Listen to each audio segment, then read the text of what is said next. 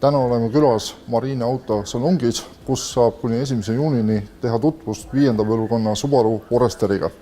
See konkreetne auto on Hiina turule toodetud mudel.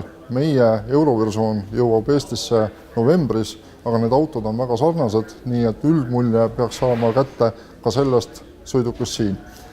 Ärge laske segada ennast selle auto välimusest. See on küll eelkäijaga väga sarnane, aga tegu on läbinisti uue sõidukiga, mis on ehitatud uuele platvormile ja mis võimaldab kasutusele võtta ka alternatiivsed jõuallikad, mille esimeseks tunnuseks on hübriidajam, mis on konkreetse auto mootoriruumis. 5. Forester tuleb meil müügile esialgu ainult pehme hübriidina, mille ajam on eelkäija omast 10% võimsam ja millel on 30% enam pöördemomenti. Maakeeli tähendab see seda, et mootoriruumis on 2-liitrine vabalt hingav ottomootor, mis arendab 150 hobujõudu ja mida täiendab käigukastiga kokku ehitatud elektrimootor, mis arendab 17 hobujõudu lisaks.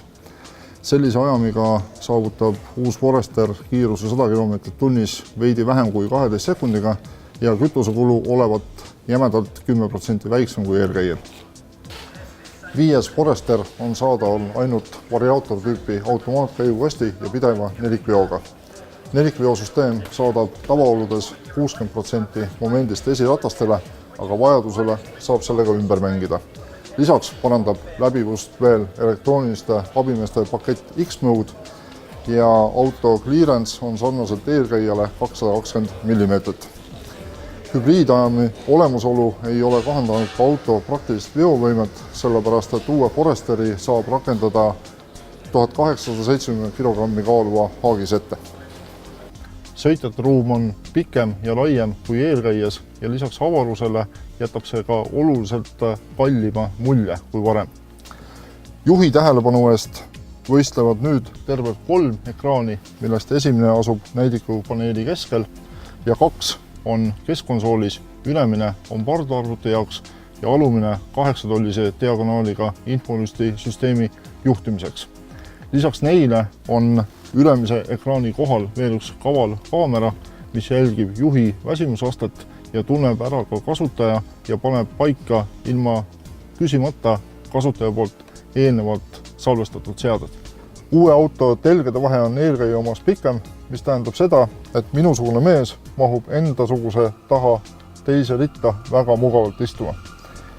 Auto on nelikveoline, aga hoolimata sellest on kardaanitunnel suhteliselt madal ja 5 inimest on täiesti vabalt siia autosse mugavalt istuma pandav. Autos on palju praktilisi panipaiku, tagumised uksed avanevad praktiliselt 90 kraadi ulatuses ja katavad sulgedes ka lävepaku, nii et puhta mantisobaga peaks ka saama ilusti sisse-välja hüpata. Kui te tahate pakiruumi laiendada, siis 2-osalist tagaistme seljatuge maha käänates tekib autosse sileda põhjaga pakiruum. Uue Foresteri pakiruumi suurus on 509 liitrit, ehk siis enam-vähem sama, mis eelkäijalgi. Aga pilt muutub, kui te keerate tagaistme seljatoed alla, siis on maksimaalne maht pea 1800 liitrit, mis on 200 liitrit suurem kui eelkäijas. Praktilist väärtust lisavad veel hästi lai laadimisava ja laadimiskünnise puudumine.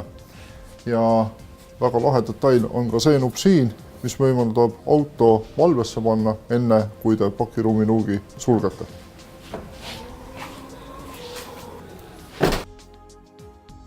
Uus Forester jõuab Eestisse novembris, selle baashinnaks on 32 900 eurot ja pikema sõiduprooviga võite tutvust teha atcar.ee leheküljel juuni esimeses pooles. Auto täpsemate varustustasemete ja hindadega saab igaüks juba täna tutvust teha, sest kõik need materjalid on Marine Auto kodulehel ilusti ära toodud.